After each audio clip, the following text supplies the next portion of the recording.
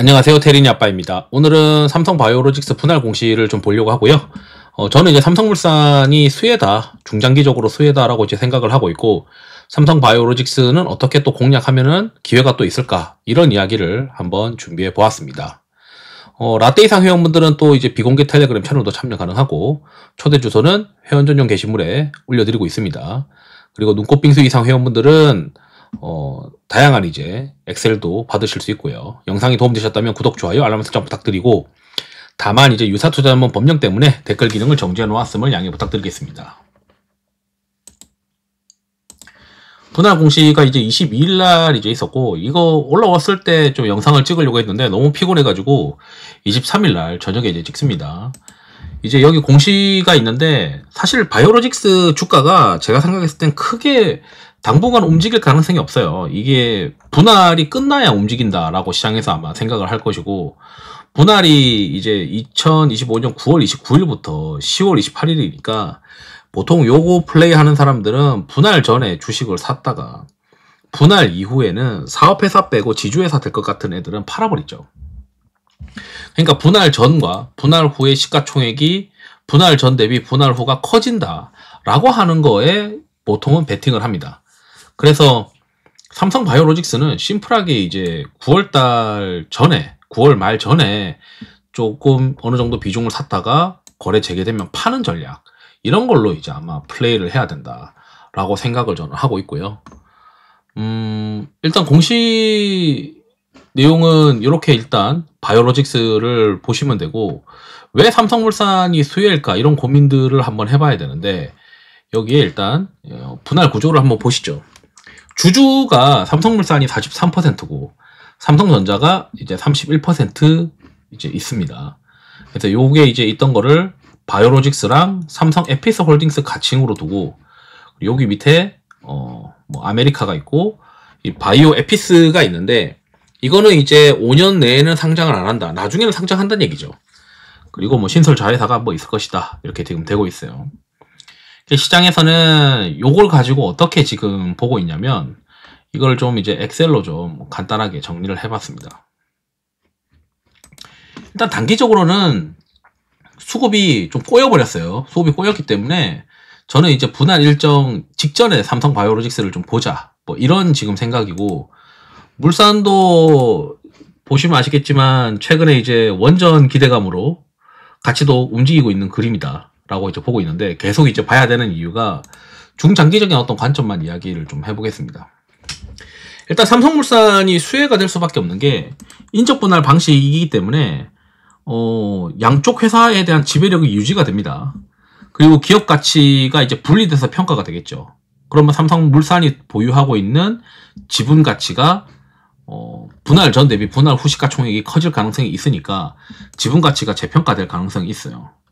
저는 이제 가장 이제 기대되는 것들, 이런 것들인데, 삼성 에피스홀딩스가 아직은 이게 뭐 확정은 아니죠. 확정은 아닌데 결국에는 중간 지주사가 되지 않겠냐. 그러면은 이게 중간 지주사가 되는 것은 이 삼성물산의 지배구조 개편의 신호탄으로 시장에서 아마 생각할 가능성이 있다라고 생각이 듭니다. 그래서 이건 지금 확정이 아니에요. 그리고 결국 이게 만약에 된다고 하면 삼성 에피스홀딩스 지분을 일부 매각해가지고 그걸로 삼성전자 지분을 인수하는 어떤 그런 구조가 되지 않겠냐, 이런 생각을 합니다. 그래서 어떻게 이제 우리가 법적으로 왜 삼성물산이, 그러니까 삼성이 왜 이렇게 갑작스럽게 인적 분할을 했을까? 인적 분할을 계속 준비하고 있다가 이게 하루아침에 준비되는 게 아니고 보통 한 4개월에서 5개월 정도 전에 이 사전에 내부에서 계속 연구를 했을 가능성이 전 있다라고 생각이 듭니다. 그래서 요걸 이제 결국에는 인적 분할을 결정을 했죠. 왜 그렇게 생각하냐면, 이게 우리가 이 표면만 보는데, 여기 이제 이 이사회 의사록에 대한 증빙 서류도 보고, 이 계획서 같은 게 있거든. 분할 계획서. 이 분할 계획서를 보면 이게 하루아침에 뭐 일주일 만에, 2주 만에 쓸 수 있는 그런 내용들이 아니에요. 그래서 여기 말고도 이제 이 숫자 같은 거, 분할에 관련된 거를 숫자를 2025년 3월 말 기준으로 또 썼잖아요. 그러면 이거를 준비를 한다고 하면은 최소한 올해 초부터는 준비를 했을 거고, 좀 빨랐으면은 작년 말부터 이제 준비를 했을 겁니다. 그러니까 인적 분할 시에 이제 들어가는 서류들이 꽤 많이 있단 말이죠. 그러면은 왜 얘네들이 이거를 막 준비했을까? 이런 고민을 하면 이 노란색 3개가 핵심인 것 같아요. 첫 번째는 이제 공정거래법상 지주회사 규제가 완화되는 효과가 있는데, 지주회사 전환을 하게 되면, 그러니까 삼성물산이 언젠가는 지주회사가 전 될 거라고 보고 있거든요. 근데 그 시점을 너도 나도 모르니까 삼성물산을 언제 사야 될지가 핵심이잖아요.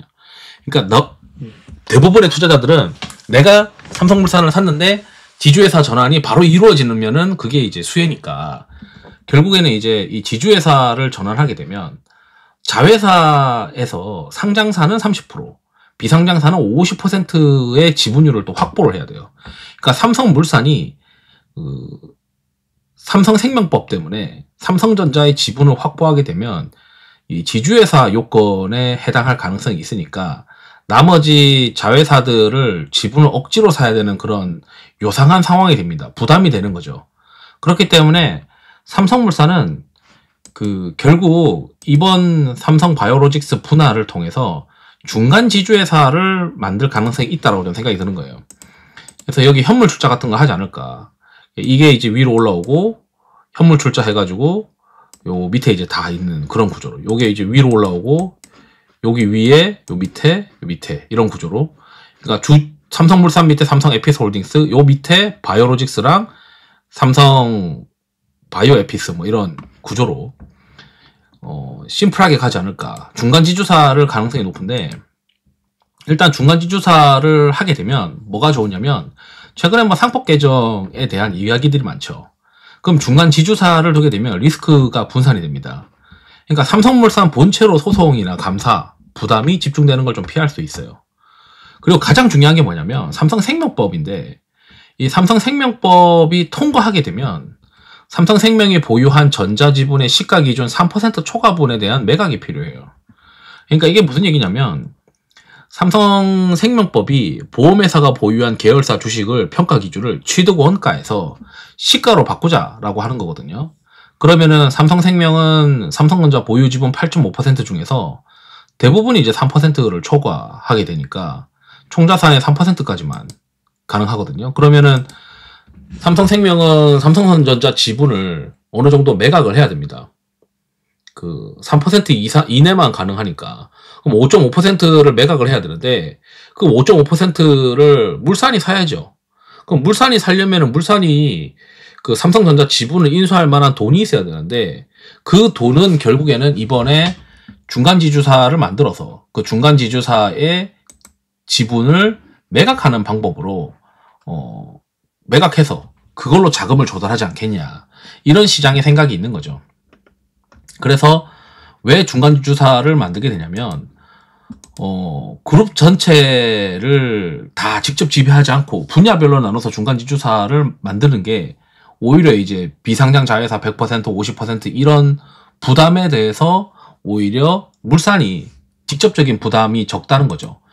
그래서 이제 제가 생각했을 때도 이런 법적인 것들을 간단하게만 좀 보면 결국 언젠가는 중간지주사가 만들어질 가능성이 있는데, 아마 삼성생명법이 뭔가 좀 빠르게 진행될 것 같다라고 생각이 들면, 삼성물산 밑에 이제 될 건, 그러니까 분할 이후에 결국 어떤 이슈를 또 봐야 되냐면 중간지주사가 되냐 안 되냐, 이게 중요한 것 같아요. 그래서 중간지주사가 진행된다라고 하면은 또 한 번 더 물산이 점프업 할 수 있기 때문에, 이게 구조상 삼성물산이 결국에는 삼성전자 지분을 삼성생명법 때문에 사야 되는데, 그걸 사기 위한 현금을 마련하기 위해서는 중간지주사를 두는 게 유리하구나.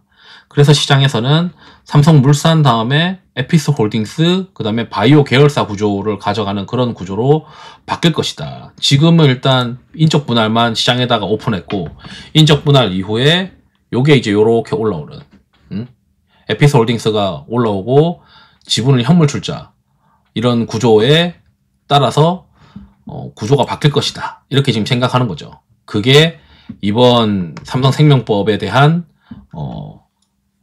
통과를 갑작스럽게 됐을 때 그거를 삼성물산이 해결할 수 있는 방법은 에피스 홀딩스, 그러니까 중간 지주사의 지분을 팔아가지고 현금을 마련하는 방법이기 때문에 시장에서는 아마 이제 뭔가 좀 시작되는 그런 느낌으로 볼 수 있습니다. 그래서 뭐 삼성에서는 아니다라고 얘기도 하긴 하지만 이제 다음번에 우리가 이제 인적 분할 끝나고 나서 중간 지주사가 되냐 안 되냐 이게 이제 아마 키포인트인 것 같아요. 그래서 중간 지주사가 되느냐 안 되느냐를 한번 앞으로도 계속 관찰을 하시면은 좋을 것 같다. 이렇게 좀 말씀드리면서 영상을 마치도록 하겠습니다. 투자에 도움 되시길 바랍니다. 감사합니다.